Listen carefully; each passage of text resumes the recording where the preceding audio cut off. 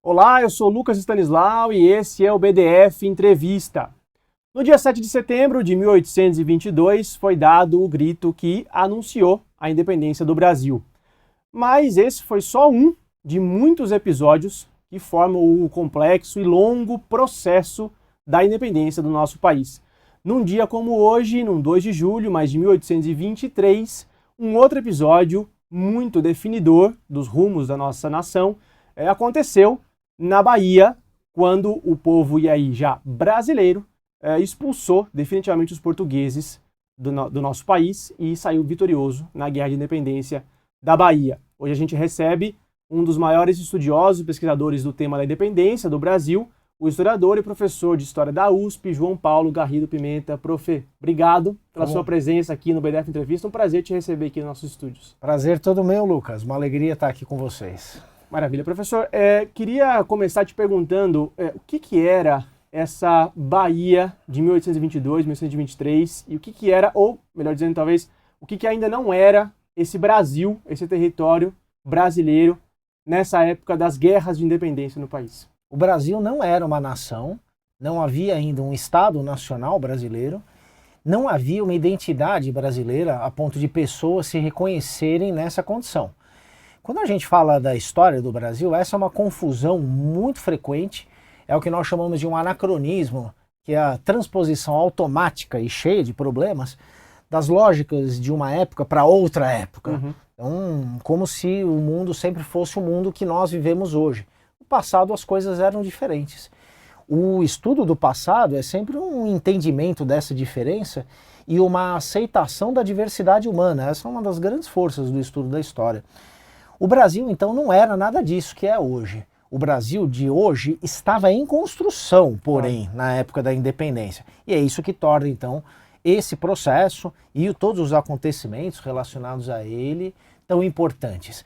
Na Bahia, o que nós tínhamos em 1822 e 1823?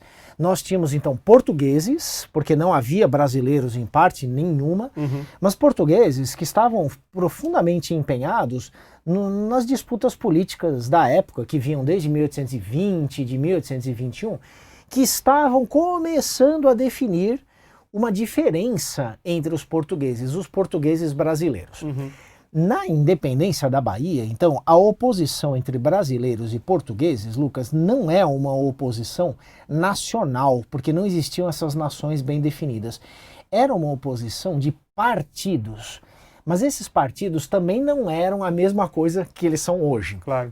Partido, nessa época, queria dizer posição política, e não uma agremiação institucional em torno de posições políticas, ou não, né? Porque hoje em dia o que mais tem é partido e o que menos tem é posição política. Ou projeto político, né? Claro, no Brasil é uma loucura isso daí.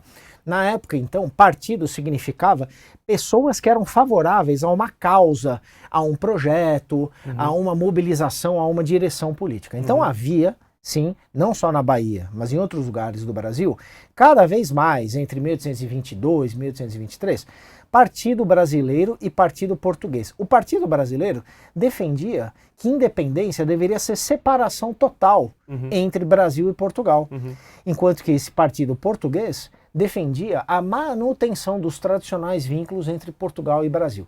A Guerra de Independência na Bahia, então, ela foi uma guerra numa região crucial do Império Português, numa região rica, numa região, enfim, muito antiga, né? A colonização da Bahia remonta aos primórdios do século XVI.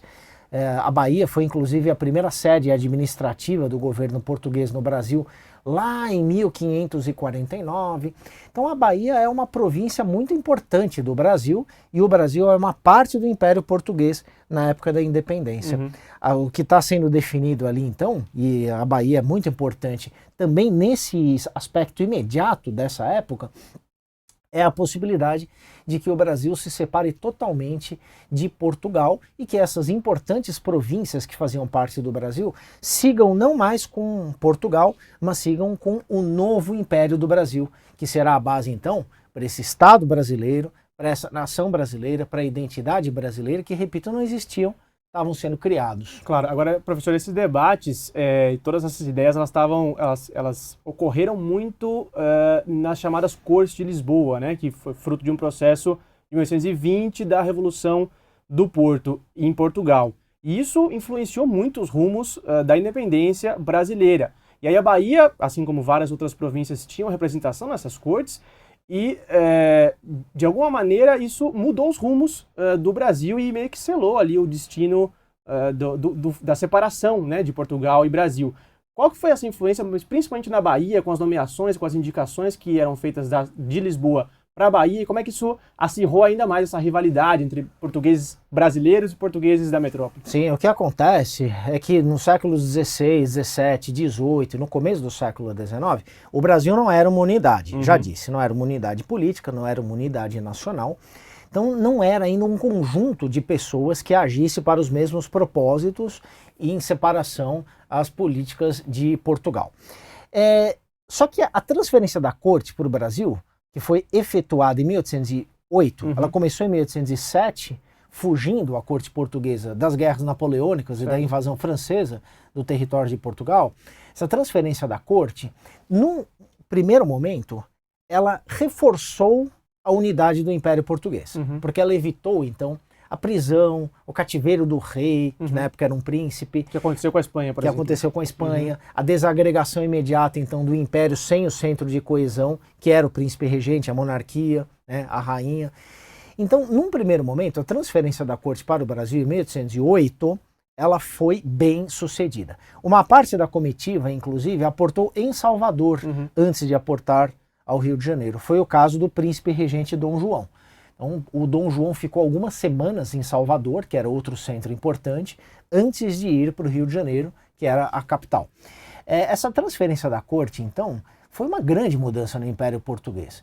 E com o fim das guerras contra o Napoleão, lá na Europa, entre 1814 e 1815, de vez o Napoleão já não apita mais nada na Europa, esse fim das guerras na Europa, colocaram a pergunta, né? Por que a corte que veio para o Brasil fugindo das guerras não volta então para lá? Só que aí a conjuntura já tinha mudado, as independências já estavam em curso na América Espanhola, havia muita incerteza em torno da possibilidade de manter o Brasil como parte do Império Português caso a corte retornasse em 1814, 1815, e a corte decidiu ficar. A corte fica no Brasil até 1821, só que isso provoca enormes descontentamentos nos portugueses de Portugal, que queriam que ela voltasse. Entre 1815 e 1821, então, vão se formando as bases do que serão os partidos brasileiro e português durante a independência. Isto é, os interesses eles vão se separando dentro da nação portuguesa, dentro da comunidade portuguesa, a ponto de, em 1820, haver uma revolução em Portugal. Essa revolução do Porto, à qual você se referiu, uma revolução liberal, que quis, então, criar uma constituição para o Império Português. Não existia constituição, era uma monarquia de tipo absolutista. Essa revolução, então, obriga o rei, o Dom João já era rei em 1820, obriga a voltar a Portugal e a se submeter a uma constituição que seria elaborado por uma espécie de parlamento, as Cortes de Lisboa. Então, o Dom João volta, se submete, e todas as províncias, não só do Brasil, mas do Império Português, elas vão elegendo seus deputados para formarem essa instância mais ou menos parlamentar, né, que seriam as Cortes de Lisboa. Inclusive deputados da Bahia, deputados do Rio de Janeiro, deputados das províncias do Brasil. E interessante, né, Lucas? Porque se esse processo todo foi então esgarçando, foi separando, né, a comunidade portuguesa entre favoráveis às causas do Brasil, às causas de Portugal, lá nas Cortes de Lisboa, os deputados das diferentes províncias do Brasil não eram deputados do Brasil. Não era uma representação do Brasil, mas sim uma representação da Bahia, uma representação de São Paulo, uma do Rio, enfim, de cada uma das províncias. Eles vão se entendendo e eles vão percebendo que as províncias do Brasil talvez tenham algumas coisas em comum entre elas, separando-as de Portugal. É assim que começa a surgir a ideia da independência do Brasil como uma separação total. Um movimento talvez geminal da ideia de independência, né? É isso. E ali estava presente, professor, também uma denúncia por parte desses brasileiros, esses portugueses brasileiros, do caráter recolonizador. Se falava muito, né, do caráter recolonizador das cortes, né? Isso, sim. Até que ponto isso também foi uma ideia decisiva ali para fecundar essa ideia de independência? Essa é uma das muitas ideias equivocadas que circulam em torno da nossa história e da história de um momento, de um processo tão importante como o da independência, porque as Cortes de Lisboa, elas não queriam de fato recolonizar o Brasil. Certo. Foi uma palavra de ordem ali do momento utilizada pelos brasileiros. Exatamente. Tá. Foi uma palavra de ordem que foi sendo utilizada. Na época, muita gente acreditou nisso. Isso acirrou os ânimos e ajudou a definir, então, interesses brasileiros como sendo contrários aos interesses portugueses. Esses partidos, então, que foram se desenhando a partir dessas divergências. Claro. Então, é uma retórica a ideia da recolonização. É mais ou menos como a gente pensar lá em 1964, tinha um monte de gente dizendo que havia uma ameaça comunista no Brasil, claro, que a União Soviética ia apoiar um golpe comunista no Brasil. Era verdade? Não, não era verdade. Não havia essa ameaça. No entanto, muita gente acreditou. E o fato das pessoas terem acreditado moveu a história. O caso da retórica da recolonização é precisamente isso.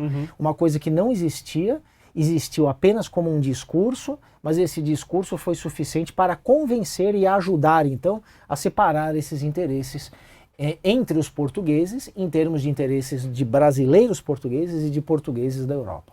Agora, professor, se a gente, voltando para a Bahia, no caso da Guerra na Bahia, né? A Guerra na Bahia começa em 1822, antes do 7 de setembro, se não me equivoco, o primeiro episódio ali acho que em junho, né?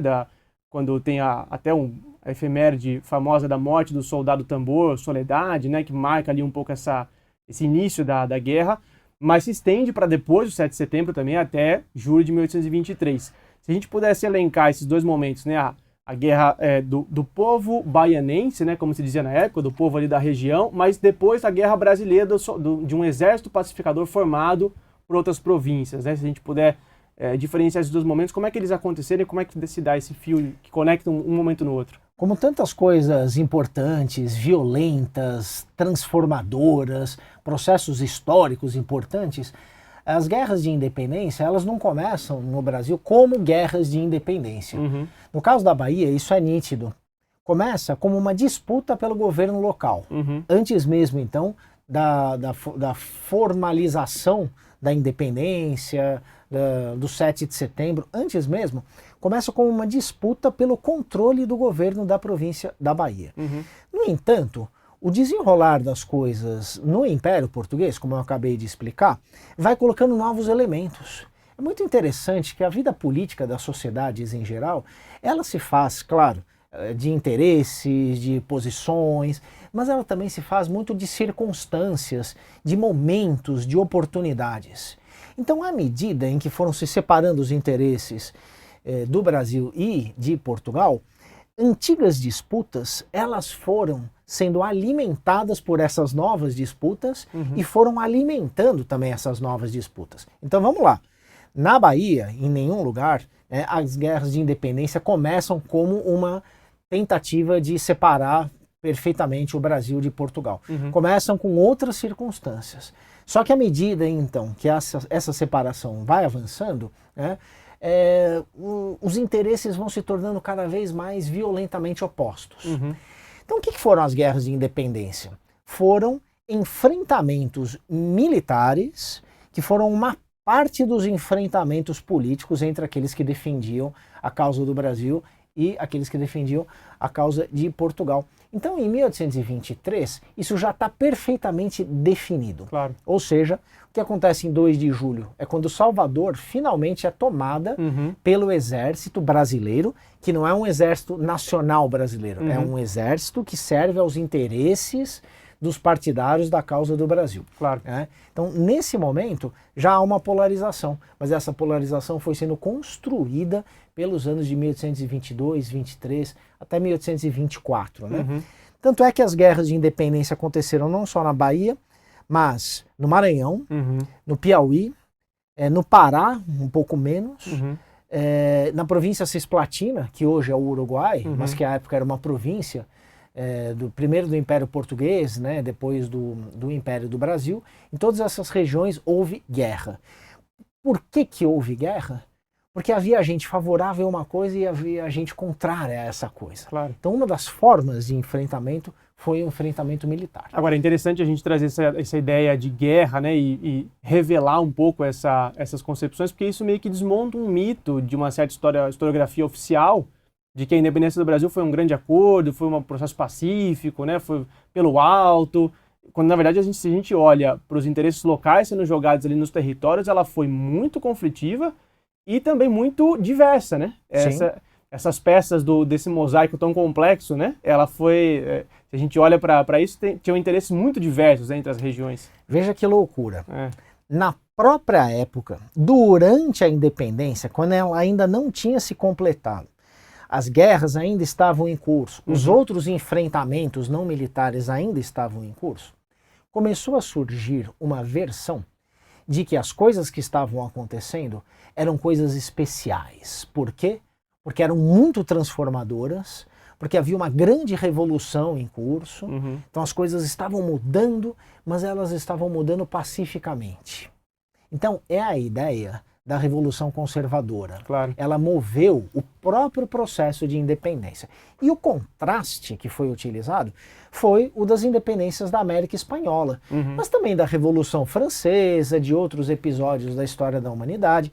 Esses pontos da história, eles foram sendo manipulados por aqueles que defenderam que o que estava acontecendo no Brasil era sim uma grande transformação, mas era boa. Por quê? Porque ela era ordeira. Então tem um discurso de classe aí, né? Claro, de manutenção da ordem, que é a manutenção da propriedade privada, que é a manutenção do grande comércio, né? Que é a manutenção recriada, evidentemente, do comércio de escravos e da escravidão na sociedade como um todo.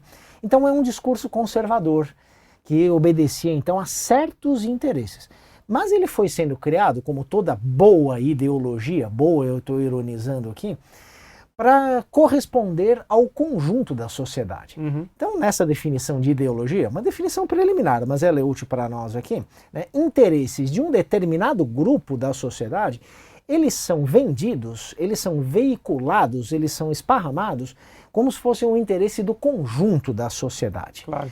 Então, quem vivia o processo de independência, bastava ler o jornal para saber que aquilo não era pacífico, claro, que tinha enfrentamento, que tinha violência, que tinha um monte de divergências, que tinha enfrentamentos locais, que tinha um monte de acerto de contas.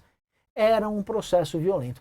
Mas esse discurso ele foi ganhando tanto peso pelo século XIX, pelo século XX, e chegou aos dias de hoje que muita gente acredita que o brasileiro é pacífico, que o brasileiro é pacato, que ele é ordeiro, e às vezes até como uma acusação. Sim, isso pode ser um elogio, que o brasileiro, enfim, não gosta de encrenca, mas pode ser uma acusação, que o brasileiro então faz parte de um povo pacífico, que não se revolta, que não contesta.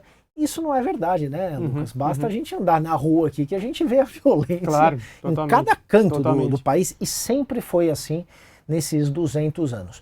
Então esse mito que ainda subsiste, que muitas vezes foi elogiado, muitas vezes foi atacado, ele penetrou na consciência dos brasileiros de modo que tem muita gente que acredita, mesmo sem pensar na independência, mesmo sem ter essas informações que eu estou dando sobre como a independência foi já criando esse discurso do país pacífico, as pessoas elas incorporaram isso e elas acreditam nisso. Claro. Isso é um equívoco, é uma distorção da nossa história. Tem sempre também umas citações meio tortas do Sérgio Buarque, né? Do Sérgio Buarque de Holanda, essa coisa do homem cordial, que as pessoas acabam pensando esse conceito, mas às vezes não trabalham muito bem ali no texto. Claro! Olha, sobre isso, eu vou ser taxativo aqui, né? Digo aos nossos espectadores, leiam Sérgio Buarque de Holanda, leiam O Homem Cordial. É um capítulo do grande livro do Sérgio Buarque, de um dos grandes livros, né? Raízes do Brasil. Mas pensem no seguinte, o Sérgio Buarque, ele foi mudando esse capítulo, ele foi reescrevendo O Homem Cordial. Quase nunca ele quis dizer que o brasileiro era pacífico. A ideia central do Homem Cordial é que o brasileiro, ele colocava a lógica da vida privada na esfera do Estado, na esfera política, na esfera do público.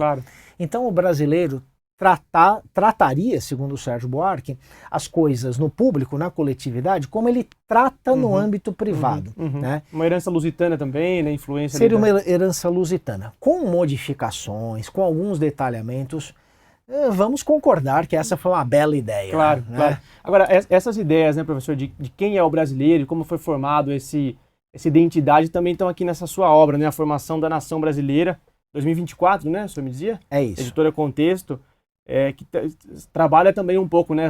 Investigando o que é o brasileiro, né? Como foi formado, né? Eu acho o seguinte, Lucas, programas como esse, eles são muito importantes, vocês fazem aqui um trabalho maravilhoso, né? Tanto é que estou aqui apoiando modestamente da minha maneira. Então é muito bom que existam órgãos como o Brasil de Fato, outros órgãos de imprensa livre, de imprensa alternativa, de imprensa crítica e mídias desse tipo.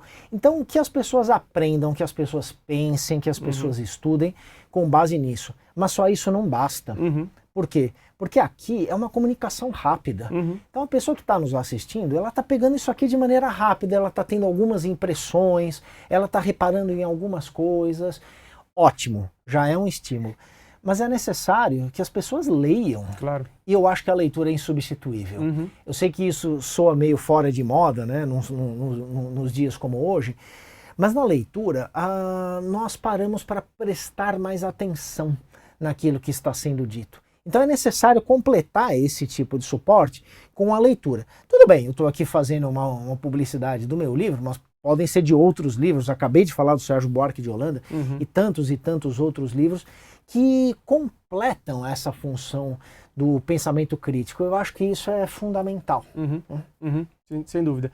Professor, agora voltando ali para desviei um pouco o assunto, para a Bahia, né? Não, Desculpa. Imagina, a ideia é essa, mas a gente vai ampliando e abrindo alguns parênteses, abrindo algumas janelas, mas acho que esse processo de independência na Bahia, ele é se não o que mais fornece para a gente personagens populares quase míticos, né? Então, assim, lembrando de alguns, a história do Corneteiro Lopes, que é uma história cinematográfica, né? A história se abrisse um filme da Independência da Bahia, teria que abrir com a cena do Corneteiro Lopes, que ele toca a música de avançar quando tinham mandado ele tocar de recuar, e por isso saem vitoriosos na batalha do Pirajá, acho que é, né? Isso, a Batalha de Pirajá. Então, o Corneteiro Lopes, a marisqueira Maria Filipa, que espancava portugueses com ramos de urtiga, que dava coceira nos portugueses. Tem a Maria Quitéria, essa, né, soldado feminina que se vestia de homem para poder lutar. Então, assim, tem personagens míticos, de fato antológicos ali na história da independência da Bahia, que revelam pra gente a participação popular nesse episódio, nessa guerra de independência. Tanto é que até hoje, nos festejos do 2 de julho, as figuras mais celebradas ali são a cabocla e o caboclo, representando talvez, né, essa figura popular mesmo brasileira, indígena, negra, feminina. Então, o que dá pra gente depreender desses personagens, né? E talvez fazer a pergunta, né? A independência do Brasil foi uma guerra popular? Foi uma guerra do povo mesmo, brasileiro, contra a dominação portuguesa? Então vamos lá, excelente. Vamos separar um pouco essas coisas Certo. E esclarecer aí algumas verdades, alguns equívocos. A independência do Brasil não foi fundamentalmente um processo popular. E as guerras de independência não foram fundamentalmente guerras do povo. Então eu estou grifando essa palavra. Não foram fundamentalmente. Mas tanto a independência em geral, como especificamente as guerras, que são parte da independência, tiveram sim participação popular. Isso é muito importante que se diga, e hoje em dia é mais fácil de se dizer isso do que em décadas anteriores. Por quê? Porque a nossa sociedade está mais interessada nos dias de hoje, isso no mundo todo, não só no Brasil, na força das mobilizações populares, no potencial das mobilizações de grupos sociais desfavorecidos, dos excluídos. Então, como esse é um grande tema do nosso momento, ele lança luz para os acontecimentos relativos a ele no passado. Mas nós não devemos exagerar, porque senão, aí os nossos interesses no presente já viram falsificação da história. Então, nada de pensarmos que a independência foi um movimento centralmente, fundamentalmente popular, ou as guerras de independência. Não, nem na Bahia. Tá? Então, tem diferenças dessa história entre as províncias? Tem. Mas não em termos de lutas mais ou menos populares, isso não, tá? Essa é a primeira coisa. Segunda coisa, de fato, as comemorações de independência na Bahia da independência na Bahia, e isso até hoje, elas são muito mais populares do que em outros lugares. Então, em São Paulo, no Rio de Janeiro, em Brasília, o que nós temos é um desfile, enfim, lamentável, né? Isso historicamente. Tem algumas diferenças a depender dos governos que estão organizando esses desfiles, mas no geral é uma manifestação antipática, lamentável, desfile militar, né? Com alguns componentes cívicos, mas é basicamente a morfologia da comemoração que foi inventada pela última ditadura militar. Então, isso é muito antipático, isso não tem carisma, não tem interesse quase nenhum por parte da maioria das pessoas. Na Bahia é diferente. Na Bahia, então, o 2 de julho é uma grande festa popular. E é uma festa que une de maneira coerente elementos específicos da Bahia e ideias de uma identidade nacional brasileira. Então o 2 de julho não é uma festa separatista, não é uma festa nacionalista, xenófoba, não. É uma festa de integração entre os elementos culturais mais diretamente associados à Bahia, a história mais específica da Bahia, com componentes de uma identidade nacional brasileira. Então, sem dúvida nenhuma. Nem sempre foi assim, tá? Então, o 2 de julho também tem uma história. Assim como o 7 de setembro também tem uma história. Acabei de dizer, né? Essa história passa não só, mas pelo último regime militar. Então, o 2 de julho não nasceu como uma festa popular. Era uma festa muito tradicional e foi se tornando uma festa negra, uma festa indígena, uma festa de pluralidade religiosa, com o tempo. Né? Então, não é que nasceu pronto esse desfile. Só que, como toda comemoração, Lucas, toda comemoração de qualquer país, tem sempre muita mitologia, tem sempre muita utilização distorcida do passado, né? Assim como já nos referimos a alguns mitos aqui anteriores, todas essas comemorações também têm os seus mitos. O caso do Corneteiro Lopes é um dos mais interessantes. O que nós sabemos sobre o Corneteiro Lopes? Que ele existiu, né? Chamava Luiz Lopes da Silva, e ele era um sujeito que tocava corneta, então, no exército, que ainda não era um exército nacional brasileiro, mas que estava lutando pela causa do Brasil contra os portugueses da Bahia, né? E dizem então, né, a história, na verdade diz a lenda, que ele errou o toque. Então as forças favoráveis ao Brasil estavam perdendo a Batalha de Pirajá, 8 de novembro de 1822, 8 de novembro de 1822, nos arredores de Salvador, e que ao invés de ele tocar a retirada, ou ele se enganou, ou propositadamente ele tocou a avançada. E o que aconteceu? Aí a batalha virou. E essa foi uma das batalhas decisivas, de fato, nas guerras de independência do Brasil. E nós sabemos também que ele morreu pobre, né? Mas nós não temos certeza se isso aconteceu, se realmente ele errou o toque ou se de propósito ele tocou avançar. Isso já foi destacado lá atrás pelo Luiz Henrique Dias Tavares, um importante historiador da independência da Bahia. Ele já levantou esse questionamento, falou, olha, o corneteiro existiu, a Batalha de Pirajá evidentemente existiu, mas esse acontecimento nós não temos nenhuma garantia de que ele aconteceu. As fontes são muito incertas. Então, por um lado, nós não podemos afirmar que isso aconteceu, o toque do Corneteiro Lopes. Por outro lado, nós temos de concreto que houve a invenção histórica do Corneteiro Lopes como um herói. Né? Todos os países fazem isso com a sua história, mas não nos deixemos enganar. Vamos separar o que é a história dos acontecimentos e o que é a história da manipulação dos acontecimentos, que conta outra história. Mas olhar para isso às vezes é até mais interessante do que saber se de fato aconteceu ou não, né, professor? Porque, por exemplo, o exemplo da Maria Felipa, essa mulher negra, marisqueira, trabalhadora ali que espancava portugueses. A gente não tem pouca documentação sobre a existência de fato da Maria Felipa, mas ela existe no imaginário popular e isso diz muito, né? Claro, e muita gente não entende isso. Quando nós, historiadores, e é por dever de ofício que nós fazemos isso, quando nós atacamos os mitos, quer dizer, quando nós criticamos os mitos e mostramos que eles não são verdades históricas, que eles são mitos, e que a verdade dos mitos está no fato de serem mitos e não na história a qual eles se referem, muita gente fica brava com a gente, né? Que nós somos antipáticos, que nós queremos então atacar a identidade, né, dos brasileiros. E o caso da Maria Filipa é mais um caso desses. As evidências históricas de existência dela são mais tênues ainda que do Corneteiro Lopes. Se ela tiver existido, é muito improvável que ela tenha liderado um exército de mulheres que espancava, então, portugueses com folhas de cansanção, que esse exército de mulheres tenha incendiado uma frota de navios portugueses ancorados na Baía de Todos os Santos. Isso tudo é muito improvável. Se tiver acontecido, aconteceu e nós não sabemos. Mas nós sabemos que até o momento não existe base documental para garantir que essas coisas aconteceram e nem que essas pessoas existiram exatamente dessa maneira. Né? Então, isso não apaga o direito que as sociedades têm de usarem do passado para os seus interesses no presente. Porque, claro, nos dias de hoje, a imagem da Maria Filipa é poderosíssima, né? Claro, claro, inclusive... Uma mulher que luta politicamente, negra, descendentes de africanos. Isso tudo é lindo, maravilhoso, tem tudo a ver com os nossos dias. Basta que nós não acreditemos piamente que essas coisas aconteceram.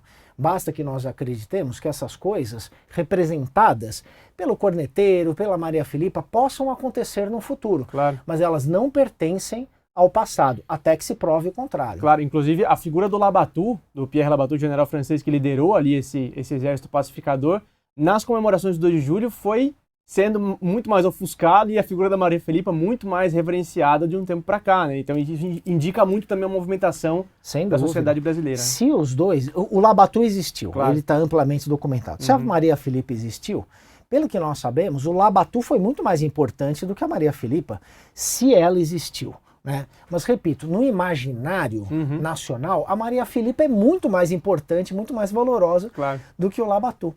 Repito, a gente tem que só separar essas coisas, né? O que é a história em si e o que são os usos da história que dizem respeito à nossa história do tempo presente. E as coisas são absolutamente legítimas com essa diferenciação aí. O Labatut que nasceu Pierre e quis morrer Pedro, né? Ele que lutou com Bolívar, né? Tem uma história interessantíssima também. Mas no caso da Maria Quitéria, não da Maria Filipa, aí não tem dúvidas, tá? Isso foi amplamente documentado, essa personagem realmente existiu. Foi inclusive condecorada pelo Pedro I, né? Após ter sido descoberto que ela era uma mulher e não um homem. Ela foi condecorada como uma mulher. Então a Maria Filipa, sim, a Maria Quitéria, sim, é uma figura histórica amplamente conhecida. E é patrona do Exército Brasileiro, uma das, né? Exatamente. Então, perfeito. Muitas repartições do Exército levam o nome dela. Levam o nome dela, tem desenhos, tem imagens da Maria Quitéria, que é uma espécie de heroína do Exército Brasileiro. Sempre foi, desde que ela existiu. Né?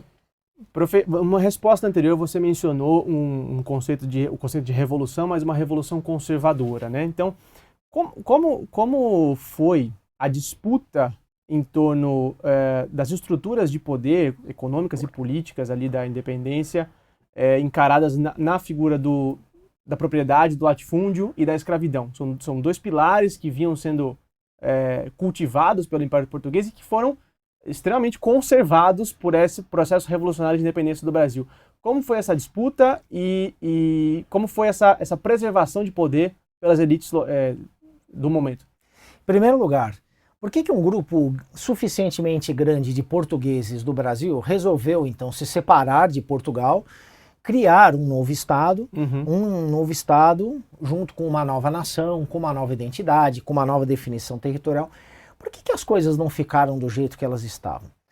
Porque a história foi se transformando. Então coisas foram acontecendo, as guerras napoleônicas, transferência da corte para o Brasil, a Revolução Portuguesa pedindo a volta da corte, as diferenciações entre interesses, as independências da América Espanhola. Então essas coisas elas foram acontecendo, elas eram inesperadas, ninguém podia prever antes delas acontecerem, que elas aconteceriam, e elas foram então criando possibilidades de que pessoas e grupos imaginassem futuros melhores para elas, claro, para eles, para as pessoas e para os grupos. Ora, no Brasil, no caso da independência do Brasil, então isso acontece sempre ao longo da história. Mas no caso da independência do Brasil, um dos grandes denominadores comuns, um dos grandes pontos de convergência dessas pessoas e desses grupos, então, que decidiram se separar de Portugal, que foram decidindo, né, ao longo dos anos, fazer a independência, foi a preservação de seus interesses. O principal desses interesses, isso foi mostrado pelo Luiz Felipe de Alencastro, por outros historiadores, a escravidão. A escravidão no Brasil, assim como no mundo colonial da Idade Moderna, tem uma característica própria que diferencia então a escravidão de outros momentos da antiguidade, né, que é uma escravidão baseada no comércio de seres humanos, que é o tráfico de escravos. Então a escravidão baseada no comércio não apenas resolve, do ponto de vista de quem a pratica, o problema da falta de mão de obra, explorando essa mão de obra até o limite, como ainda abre um lucrativo comércio brutal, né? Para nós isso é um horror dos horrores, claro, quando a gente pensa hoje em dia. Comércio de seres humanos. Seres humanos que, sendo comercializados, eles são transformados em propriedade privada. Né? Isso não existe mais nos dias de hoje desse jeito, porque não existe regulamentação jurídica da escravidão, não existe um regime de trabalho escravo, existem formas análogas à escravidão, porque elas são tão brutais que então elas pedem uma analogia nossa com essas formas, que no passado eram regulamentadas. Né? Pronto.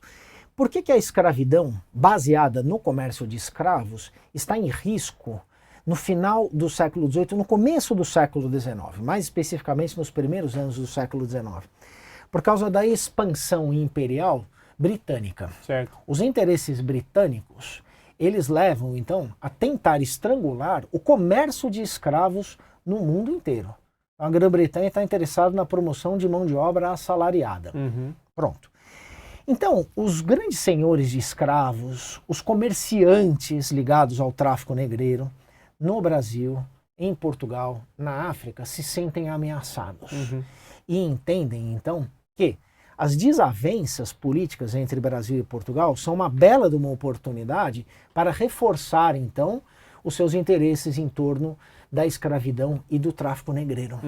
Então, é gente de dinheiro, é gente ligada ao comércio, ao comércio de larga distância, a grande propriedade fundiária, e que tem aí em comum o interesse pela preservação da escravidão e do tráfico negreiro. Quanto mais a Grã-Bretanha pressiona contra, mais essa gente se une. Então juntaram as circunstâncias políticas com essa pressão, né? E daí resultou então um projeto político bem sucedido, que foi finalmente o da independência do Brasil. Voltamos, no entanto, àquela dimensão, né? Eu disse, mas teve participação popular na independência, porque nem todo mundo, né, participou da independência pensando exatamente do mesmo jeito. Ninguém faz a história tendo plena consciência de que faz a história. Essa é uma assertiva do Marx, ela permanece perfeitamente atual, com algumas modificações para nós, historiadores. As pessoas protagonizam a história, mas nem sempre elas se dão conta do que está acontecendo. Por quê? Porque elas estão preocupadas com a sobrevivência, estão preocupadas com o seu dia a dia, estão voltadas para interesses imediatos, elas não estão fazendo análise sociológica, histórica, não, elas estão vivendo e fazendo a história. Então muita gente participou da independência do Brasil porque viu ali possibilidade de resolução de conflitos locais, de seus próprios interesses, de obtenção de liberdade, de melhoria de vida, mas no geral esse foi um processo conduzido de cima para baixo por meio dos interesses convergentes no tocante ao tráfico negreiro e à escravidão. Imagina, essa palavra liberdade, então, para os diferentes grupos sociais que formavam o território, significava milhares de coisas, né? Claro, como uma palavra forte, que nós chamamos de um conceito, liberdade, nunca quer dizer uma única coisa. Depende das pessoas, depende da posição social das pessoas, depende das circunstâncias políticas. Veja hoje em dia, né? Então as pessoas que falam em liberdade estão sempre falando na mesma coisa. o governo dos Estados Unidos, por exemplo, ou então os movimentos populares nas periferias das grandes cidades, estão usando a mesma palavra, liberdade, só que com sentidos muito diferentes. Na época também esses sentidos são diferentes, assim como revolução também. Claro, claro. Agora, a escravidão constituiu um pilar tão intrínseco a esse império autônomo, independente do Brasil, que quando ela acabou, o império acabou. Sim. Dá pra gente fazer esse paralelo também, né? Perfeitamente. Mas ela acabou, o império acabou, e o que veio no lugar? Essa é uma questão fundamental, né? Então, o racismo, ele foi se desenvolvendo, já desde os tempos da colônia, por uma associação entre cor de pele, que é uma invenção, né? Cor de pele não é um dado objetivo. As pessoas não têm uma cor de pele universalmente reconhecida como sendo esta ou aquela. As pessoas inventam cores de pele, geralmente com o propósito de desclassificá-las, de inferiorizá-las, de dominá-las, de impor uma determinada ordem sobre elas. Então, o racismo, ele é uma consequência do tráfico de escravos praticado por Portugal no Brasil, eu digo racismo no Brasil. Então, os tempos coloniais, eles são racistas. Sim, porque as pessoas associam um trabalho degradante à época, que é o pior dos trabalhos, com uma cor de pele, que foi inventada à época. Já existia essa invenção em outros contextos, mas eu quero dizer, não é um dado científico cor de pele. Pronto, quando o Brasil se torna independente, a escravidão ela está lá nas alturas. Claro. Porque a independência foi, inclusive, movida, em grande medida, como eu expliquei, pelo interesse em torno da escravidão e do comércio de escravos. Então o comércio está nas alturas, a escravidão está nas alturas. O Brasil se forma como uma nação com base na escravidão e no comércio de seres humanos. Pronto. Então, o Brasil é, desde o seu nascimento, uma nação racista, profundamente racista. Inferioriza as pessoas, mesmo que não exercessem o trabalho escravo, com base no critério de cor de pele, repito, invenção histórica, desclassificavam, inferiorizavam as pessoas. Só que a escravidão acabou, formalmente em 1888, ela já vinha acabando antes, né? Acabou o racismo? Não. O racismo foi reinventado no Brasil, ele foi reforçado no Brasil. Ele virou pura e simplesmente um critério de inferiorização, com base em uma cor de pele cuja força simbólica também cresceu. Né? Não existia mais associação com um tipo de trabalho. Virou simplesmente cor de pele, o que fez com que o racismo se tornasse ainda mais forte. Claro. Professor, estamos chegando aqui no final do nosso tempo do programa de hoje. Acho que tem mais papo para mais um programa. Vamos fazer uma segunda edição aqui no 7 de setembro. Ora, só chamar. E agradeço demais pela participação aqui no BDF Entrevista. Foi um prazer. Maravilha. E obrigado a você que acompanhou mais essa edição do BDF Entrevista. A gente volta no próximo episódio. Até lá.